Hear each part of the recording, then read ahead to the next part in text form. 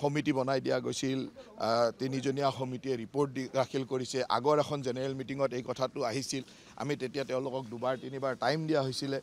আৰু শেষত যোৱাকালি যিখন সাধাৰণ সভা হৈছিল তাত 800-1000 মানুহ উপস্থিত আছিল আৰু সকলো ৰাইজে যিটো ডিচিশ্যন দিছে সেইটোৱে কৰিছে কিন্তু এই সম্পৰ্কে মোতকৈ বেছি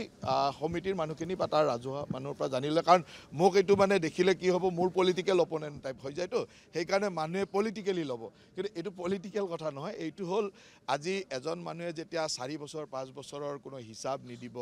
একাউণ্টছ নিদিব এইটো ৰাজহুৱা প্ৰপাৰ্টি ৰাজহুৱা সম্পত্তি তেতিয়াতো মানুহে ৰাইজে সেইটো ৰিয়েক্ট কৰিবই আৰু এইটো আজিৰ কথা নহয় এইটো বহু দিনৰ পৰা চলি থকা আজি প্ৰায় 2 বছৰ ধৰি চলি আছিল 2 বছৰৰ পিছত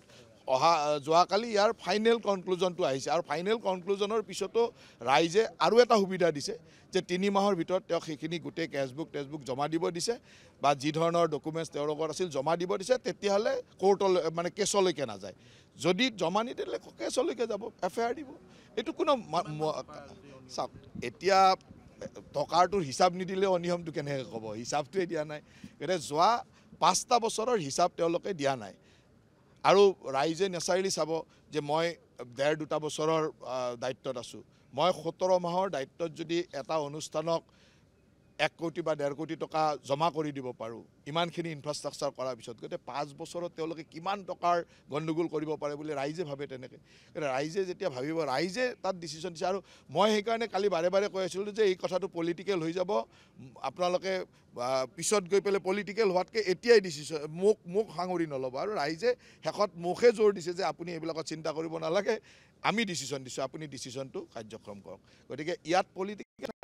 আপুনি কালি 1000 মানুহৰ উপস্থিতিত হৈছে এই মানুহবিলাকৰ পৰা ইণ্টাৰভিউ লৈ লওক তেওঁলোকৰ সমিতিৰ মানুহৰ পৰা লৈ লওক তেতিয়া আচল কথাটো ওলাই পৰিব সমিতি বনাই দিয়া গৈছিল তিনিজনীয়া সমিতিয়ে ৰিপৰ্ট দাখিল কৰিছে আগৰ এখন জেনেৰেল মিটিঙত এই কথাটো আহিছিল আমি তেতিয়া তেওঁলোকক দুবাৰ তিনিবাৰ টাইম দিয়া হৈছিলে আৰু শেষত যোৱাকালি যিখন সাধাৰণ সভা হৈছিল তাত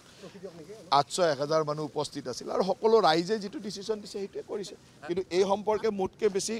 সমিতিৰ মানুহখিনি বা তাৰ ৰাজহুৱা মানুহৰ পৰা জানিলে কাৰণ মোক এইটো মানে দেখিলে কি হ'ব মোৰ পলিটিকেল অপনেণ্ট টাইপ হৈ যায়তো সেইকাৰণে মানুহে পলিটিকেলি ল'ব কিন্তু এইটো পলিটিকেল কথা নহয় এইটো হ'ল আজি এজন মানুহে যেতিয়া 4 বছৰ 5 বছৰৰ কোনো হিচাপ নিদিব একাউণ্টছ নিদিব এইটো ৰাজহুৱা প্ৰপাৰ্টি ৰাজহুৱা সম্পত্তি তেতিয়াতো মানুহে ৰাইজে সেইটো ৰিয়েক্ট কৰিবই আৰু এইটো আজিৰ কথা নহয় এইটো বহু দিনৰ পৰা চলি থকা আজি প্ৰায় 2 বছৰ ধৰি চলি আছিল 2 বছৰৰ পিছত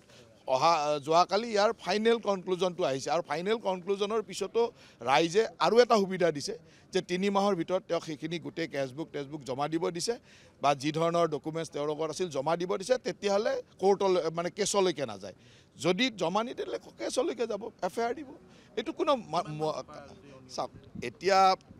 টকাৰটোৰ হিচাপ নিদিলেও অনিয়মটো কেনেকৈ ক'ব হিচাপটোৱে দিয়া নাই গতিকে যোৱা 5টা বছৰৰ হিচাপ তেওঁলোকে দিয়া নাই আৰু ৰাইজে নেচাৰেলি চাব যে মই 1.5-2 বছৰৰ দায়িত্বত আছোঁ মই 17 মাহৰ দায়িত্বত যদি এটা অনুষ্ঠানক